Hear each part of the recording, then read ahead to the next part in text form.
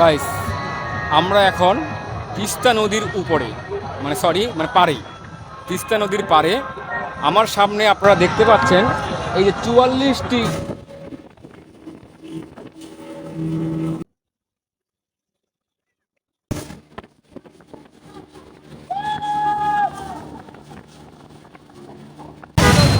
পবিত্র ঈদ উল ফিতরকে কেন্দ্র করে তিস্তা ব্যারেজে লাখো মানুষ। আসসালামু আলাইকুম, আমি কামরুজ্জামান সবুজ। আমার ইউটিউব চ্যানেল ভিলেজ লাইভে স্বাগতম। আমার ভিডিওগুলি আপনাদের যদি ভালো লেগে থাকে অবশ্যই সাবস্ক্রাইব করে পাশে থাকা বেল আইকনটি বাজিয়ে দিবেন। আর যদি ভালো না লাগে তারপর দেখতে থাকুন, এভাবেই ভালো লাগবে এক সময়। গাইস, আজকে আমরা বীরগঞ্জ থেকে তিস্তা ব্যারেজ দেখতে যাব। যাওয়ার সময় আমরা অনেক জায়গা দেখতে পাবো, সেই জায়গাগুলো দেখব এবং জানব। তার মধ্যে আমাদের সামনে পড়ে গেল এখন খানসামা উপজেলা। আত্রাই নদীর ধার ঘেঁষে অবস্থিত এই উপজেলা।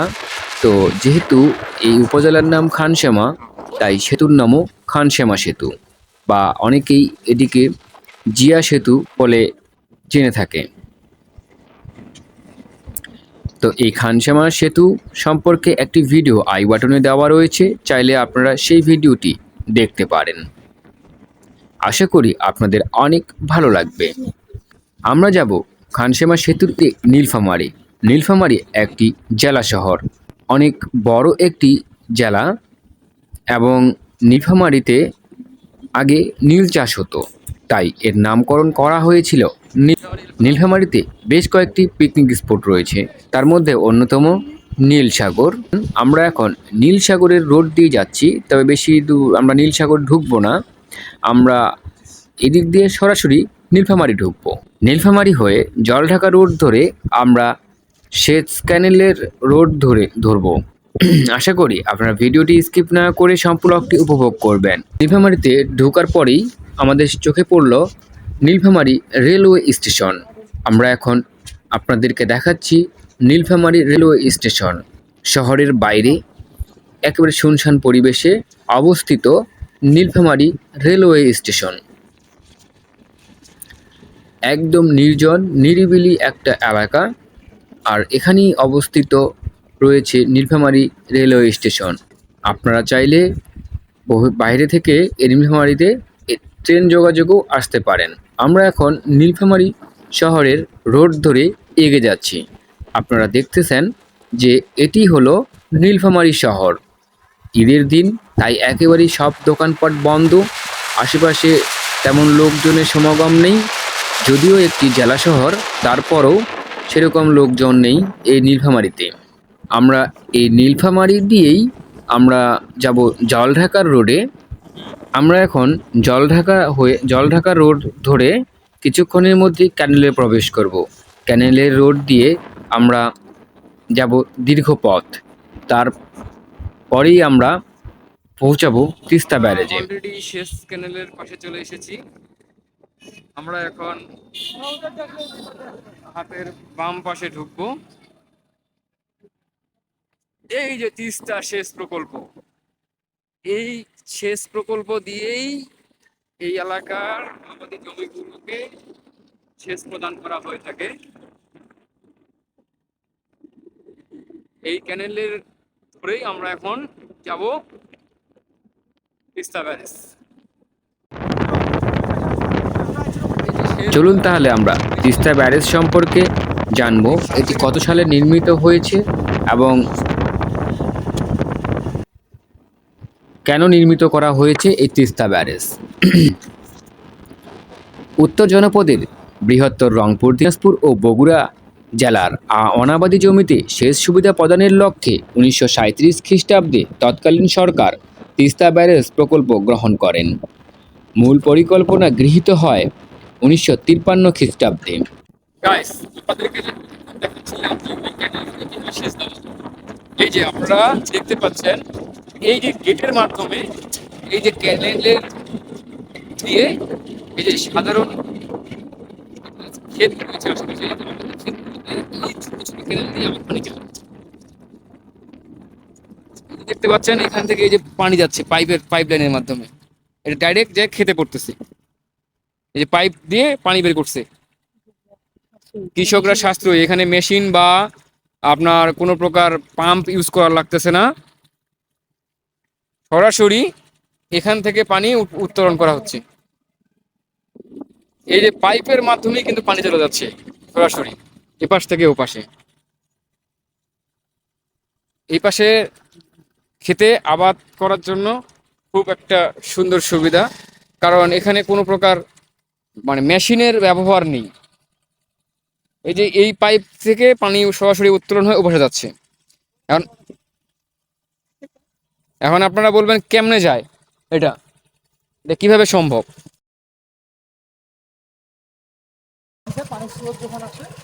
আর বিশেষ করে এটা যে পানির স্রোত আসতেছে, এখানে এখানে কিন্তু প্রচন্ড পরিমাণে পানির ঢেউ আসতেছে। এই পানি আসতেছে, এই পানিটাই কিন্তু পাইপ দিয়ে উঠে যাচ্ছে। আর এখানে কিন্তু এই যে আপনার সামনে যে পাইপটা দেখতে পাচ্ছেন, এখানে কিন্তু কোনো মেশিন নেই, মেশিনবিহীন ভাবে পানিটা কিন্তু এই যে আপনার ক্ষেতের মধ্যে যাচ্ছে। সমস্ত পানিটা কিন্তু নদীর পানি, তিস্তা নদীর পানি।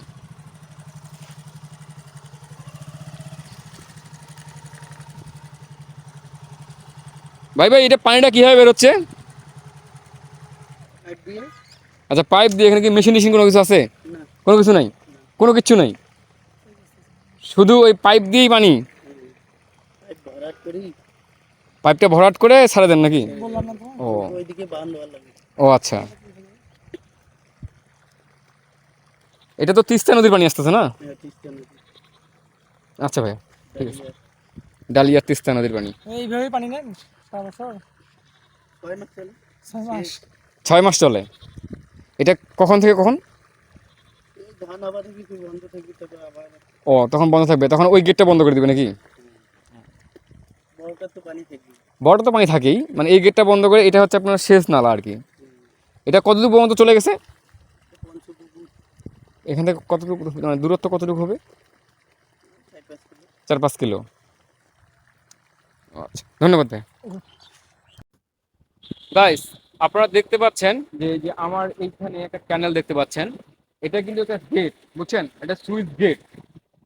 এই গেটটা এখন খুলে দেওয়া হয়েছে, এটা 6 মাস খোলা থাকবে, এবং এই গেট দিয়ে এই ছোট্ট ক্যানেল দিয়ে পানি চলে যাবে এইখান থেকে প্রায় 6 থেকে 7 কিলোমিটার দূরে, যেটা আমি আপনাদেরকে দেখাইলাম। আর এই যে ছোট ছোট পাইপ দিয়ে পানিগুলোকে ধান খেতে নামানো হবে আর কি, কোনো প্রকার মেশিনের ব্যবহার ছাড়া। তো আসলে এই এলাকার মানুষজন অত্যন্ত সুখী, কারণ ওরা বিনামূল্যে পানি পায়, তাও আবার তিস্তা নদীর পানি। সরকার এই ব্যবস্থাটা করে দিচ্ছে ওদেরকে, এদের জন্য ব্যাপক সুবিধাজনক একটা ব্যবস্থা। তো এই ক্যানেলটা আবার 6 মাস পরে বন্ধ করে দেওয়া হবে, যখন মানে পানির প্রয়োজন হবে না, বর্ষা মৌসুম আসবে, তখন কিন্তু এই ক্যানেলটা বন্ধ করে দেওয়া হবে। এখন পানির প্রয়োজন, তাই ক্যানেলটা খুলে দেওয়া হয়েছে। আর ওই পাশে সাথেই থাকবেন, আমরা আরো অনেক কিছু দেখবো ইনশাল্লাহ, ভিডিওটা স্কিপ করবেন না। এটাই হচ্ছে গেট, এই গেটের মাধ্যমেই পানি ওই পাশে যাচ্ছে। এই যে আপনারা দেখতে পাচ্ছেন, এই যে গেট, এই গেটটা তুলে দিচ্ছে বিধায় কিন্তু পানি যাচ্ছে, তবে সম্পূর্ণ গেটটাই কিন্তু খুলে দেয়নি, অল্প একটু খুলে দেওয়া হয়েছে। আমরা দেখতে পাচ্ছি সেখানে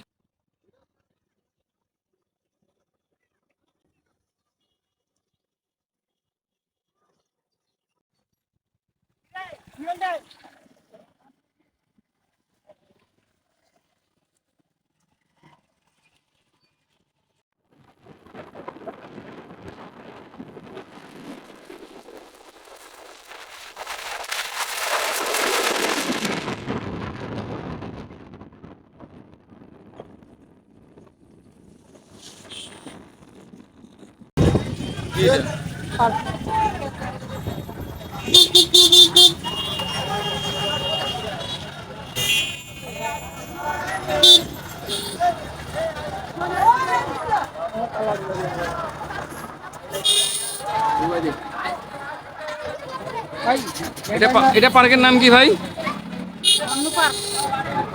কি পার্ক? মনু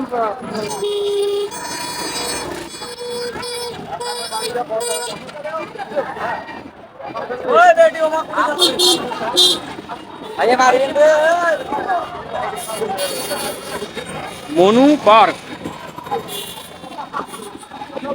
স্থির একটা জায়গা, প্রচন্ড ভিড়।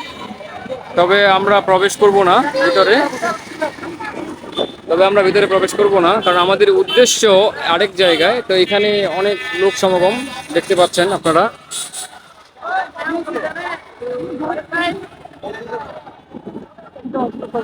না, তো আমরা এখানে আর ব্রেক দিলাম না, আমরা এখন সামনের দিকে যাচ্ছি। এটা আপনার যে ক্যানেল দিয়ে আসতেছিলাম আমরা নীলফামারী হয়ে, সেই ক্যানেলের পাশেই পড়ে।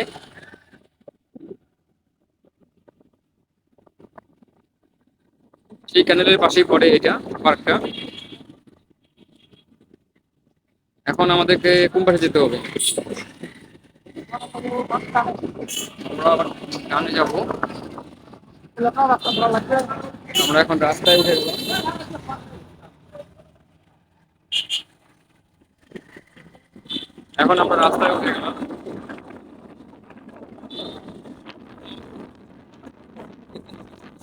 এটা ক্যানেল বিভক্ত হয়েছে অনেকগুলা বিভাগ আগে। তো আমরা আবার এখন আরেকটা ক্যানেলে ঢুকতেছি।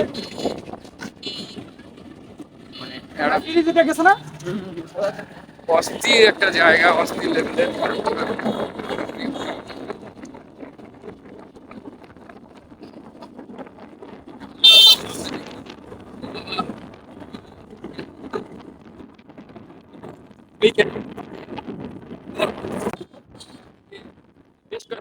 পরবর্তীতে 1979 খ্রিস্টাব্দে লালমনিরহাট ও নীলফামারী মহকুমার সীমান্তে তিস্তা নদীর উপর 44টি রেডিয়াল গ্রেড সম্বলিত 615 মিটার দৈর্ঘ্য বিশিষ্ট ব্যারেজটির নির্মাণ কাজ শুরু হয়। এর নির্মাণ শেষ হয় 1990 খ্রিস্টাব্দে। বাইপাস ক্যানেলের উপর নির্মিত গেট সহ ব্যারেজে 52টি গেট রয়েছে। মূল নদীর উপর রয়েছে 44টি গেট। বাকি 8টি গেট তৈরি করা হয়েছে ক্যানেল, যেই ক্যানেলগুলো দিয়ে সচরাচর পানি সরবরাহ করি জমিতে। আসলে এই ক্যানেলগুলো দিয়েই অনেক দূর পর্যন্ত অনাবাদি জমিতে পানি পৌঁছে দেওয়া হয়েছে। আমরা একটু চা খাওয়ার জন্য নামলাম, চা বিরতি। তো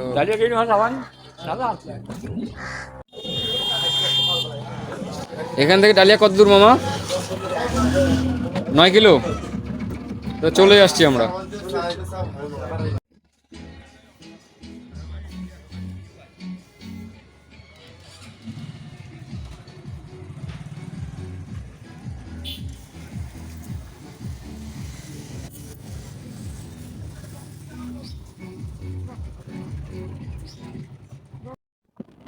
আসলে এই তিস্তা ব্যারেজ যেতে এই যে খালগুলো রয়েছে, এই ছোট ছোট খালগুলোতে আমরা এত পরিমাণ গেট পাইছি, হিসাব করলে অনেক হবে।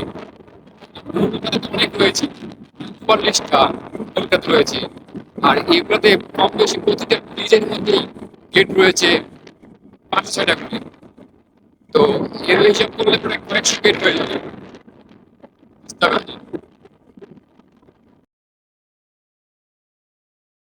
তাই আমরা ধরে নিতেই পারি তিস্তা ব্যারেজে মূল গেট রয়েছে 44টি, বাকি 8টি গেট শুধু সেচ কাজের জন্য ব্যবহার করা হয়। তিস্তা সেচ প্রকল্প বাংলাদেশের উত্তরাঞ্চলে অবস্থিত দেশের বৃহত্তম সেচ প্রকল্প। এই প্রকল্পটি নীলফামারী, রংপুর, দিনাজপুর জেলার 5,40,000 হেক্টর জমিতে সেচ সুবিধা প্রদান করে। সেচ প্রকল্পটি রক্ষণাবেক্ষণের দায়িত্বে রয়েছেন পানি সম্পদ মন্ত্রণালয়ের বাংলাদেশ পানি উন্নয়ন বোর্ড। লালমনিরহাট জেলার হাতীবান্ধা উপজেলার দেওয়ানী নামক স্থানে অবস্থান এই তিস্তা সেতু বা তিস্তা ব্যারেজের। রংপুর শহর থেকে এর দূরত্ব 61 কিলোমিটার, লালমনিরহাট থেকে এর দূরত্ব প্রায় 70 কিলোমিটার, বীরগঞ্জ থেকে তিস্তা ব্যারেজের দূরত্ব 75 কিলোমিটার। লালমনিরহাট জেলার অন্যতম পর্যটন কেন্দ্র হচ্ছে তিস্তা ব্যারেজ। তিস্তা ব্যারেজ ও তিস্তা সেচ প্রকল্প নিয়ে গড়ে উঠেছে একটি পিকনিক স্পট।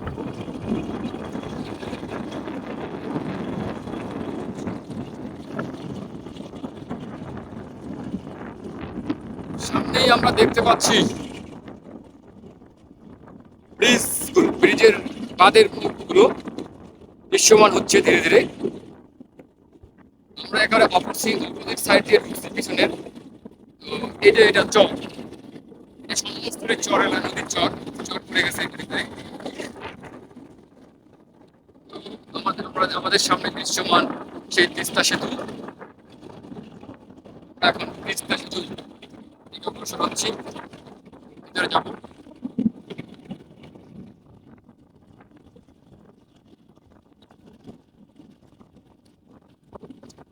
ঈদ উপলক্ষে অনেক পর্যটক এসেছে।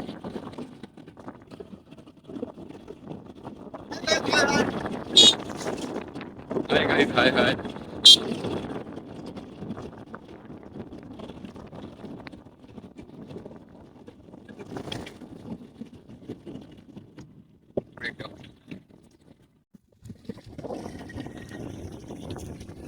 গাইস, আমরা এসে গেছি আমাদের সেই কাঙ্ক্ষিত জায়গায়।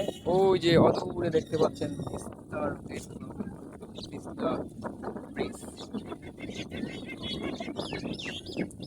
সেরকম একটা পানি নেই। তো আমরা এখন উপরে যাব, গেটের করে আপনাদেরকে দেখ।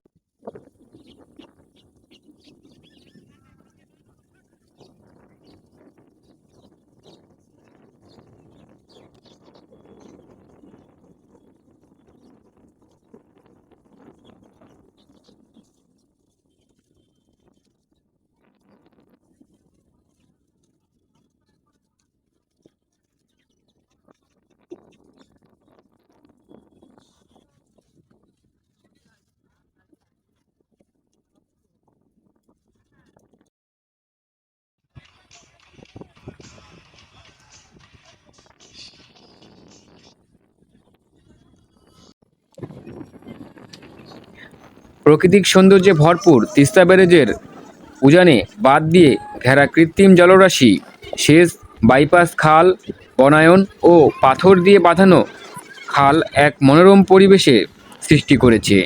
শীতকালে এখানে প্রচুর পরিমাণে অতিথি পাখির আগমন ঘটে। দেশ স্বাধীনের পর 1979 সালে কাজ শুরু হয় এই তিস্তা ব্যারেজের। 1985 সালে সৌদি উন্নয়ন তহবিল, ইসলামিক ডেভেলপমেন্ট ব্যাংক এবং আবুধাবি উন্নয়ন তহবিলের প্রায় 2500 কোটি টাকা ব্যয়ে তিস্তা ব্যারেজ সহ সেচযোগ্য জমির অবকাঠামো নির্মাণ শুরু হয়। 1990 সালে কাজ শেষ হয় এবং একই বছর 5 আগস্ট এর কার্যক্রম চালু হয়। এর মোট নির্মাণে ব্যয় হয়েছিল 1500 কোটি টাকা। 5,40,000 হেক্টর জমিতে সেচ সুবিধা প্রদান করা হয়। 2016 সালে আবারও 266 হেক্টর জমিতে নতুন করে সেচের আওতায় আনা হয়।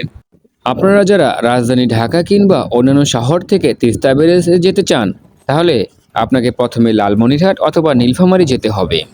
নীলফামারী থেকে আপনারা তিস্তা যেতে পারবেন ভাড়ায় চালিত যে কোনো গাড়িতেই।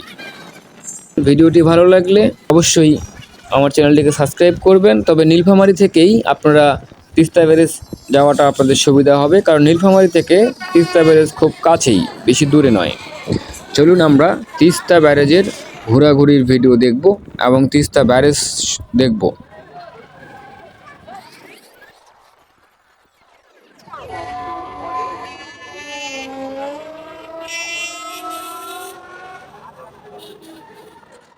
গাইস, আমরা এখন তিস্তা নদীর উপরে, পাড়ে, তিস্তা নদীর পাড়ে। আমার সামনে আপনারা দেখতে পাচ্ছেন এই যে 44টি এই গেটগুলো এখন বর্তমানে বন্ধ রয়েছে। নদীতে এখন পানি কম আছে, তাই গেটগুলো বন্ধ রয়েছে। আর এই গেটগুলো খুলে দিলেই পানিগুলো ওই পাশে প্রবাহিত হয়। আর এই পাশে কিন্তু তেমন কোনো কিছু চলতেছে না। নদীর ওই পাশে চলতেছে স্পিড বোট, আরও বিভিন্ন ধরনের সামগ্রীগুলো, যেগুলো নৌকা ইত্যাদি অনেক কিছু, ওটাও আমরা দেখবো কিছুক্ষণের মধ্যে। আর দেখেন নদীর বুকে চর জমে গেছে।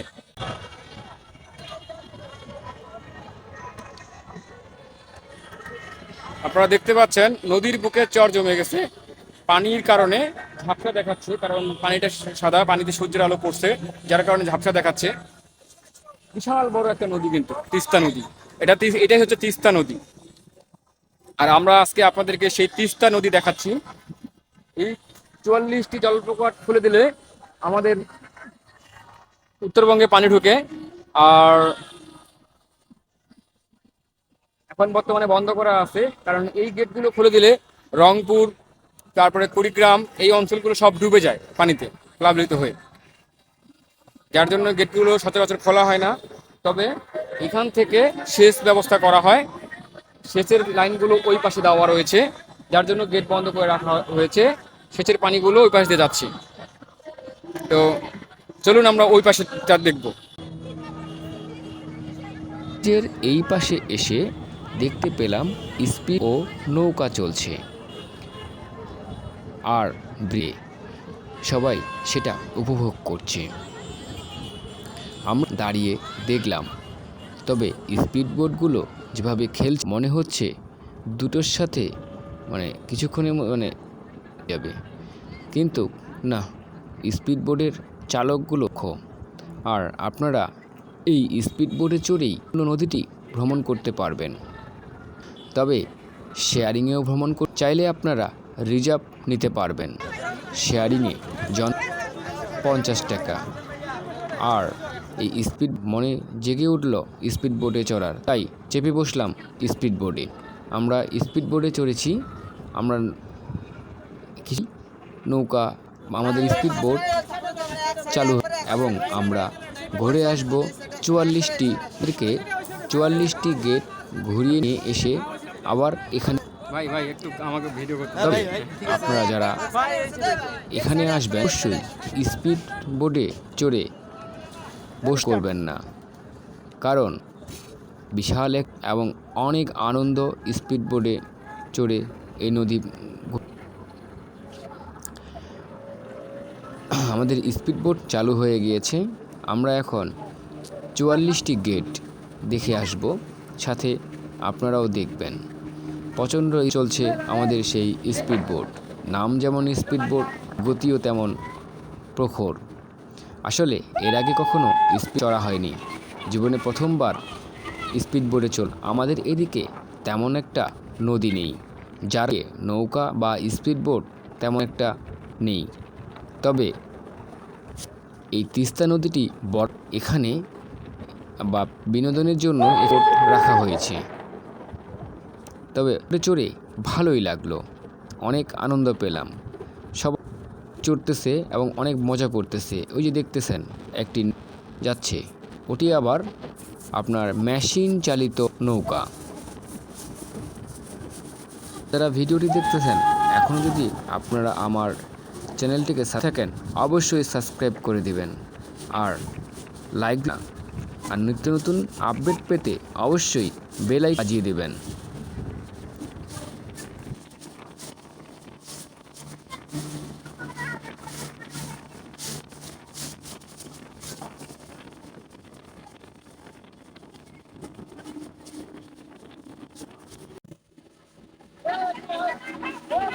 আমাদের করকাটিয়ে নিয়ে এখন ফিরে যাচ্ছে তার গন্তব্যে, এখানে নামিয়ে দেবে আমাদেরকে।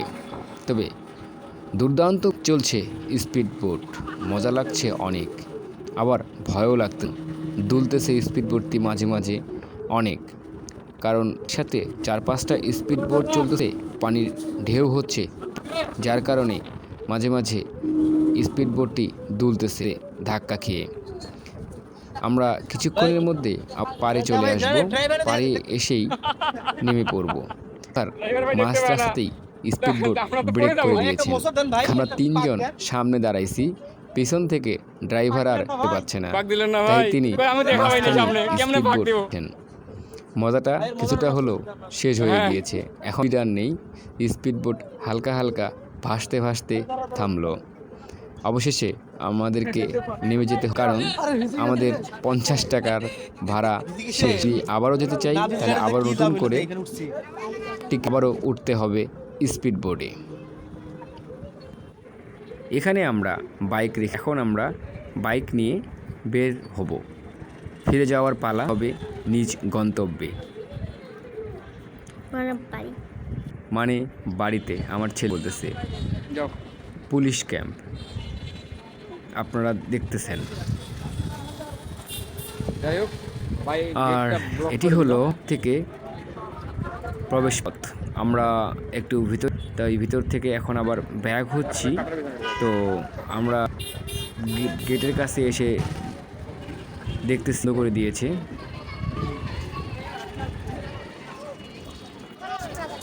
তবে আমরা একটু ভয় পেয়ে গিয়েছিলাম, কারণ গেট দিয়েছিল।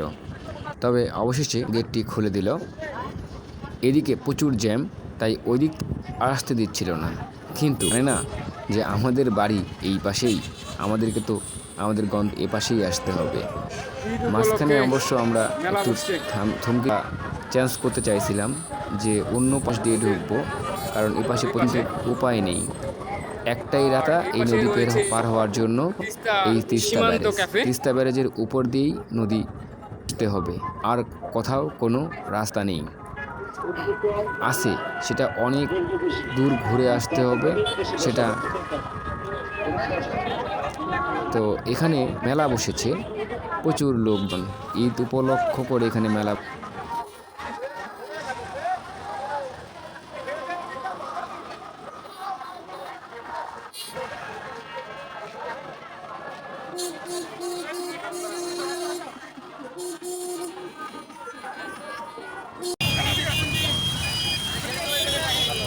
ভিডিওতে আমরা একজন মানবতার ফেরিওয়ালাকে দেখতে পাচ্ছি, যিনি সাধারণকে সঠিক পথ দেখিয়ে দিচ্ছেন, কারণ উল্টো পথে প্রচুর পাশে প্রচুর জ্যাম, তাই এই পাশে দিচ্ছে অবশ্য। তবে রাস্তা এটাই। গাইস, আমাদের এই ব্লগটি এখানেই শেষ করব আজকে। দেখতে পাচ্ছেন তিস্তা ব্রিজের উপরে কি পরিমাণ জ্যামের মধ্যে রয়েছি। পিছনে তো পুরো দেখতে পাচ্ছেন, সামনে তার থেকে বেশি রয়েছে, বিশাল জ্যাম। তো আমরা এখানে শেষ করব আমাদের এই ব্লগটি। দেখা হবে আগামীতে নতুন কোনো একটি ব্লগ নিয়ে। ততক্ষণ পর্যন্ত আমাদের চ্যানেলের সাথেই থাকবেন।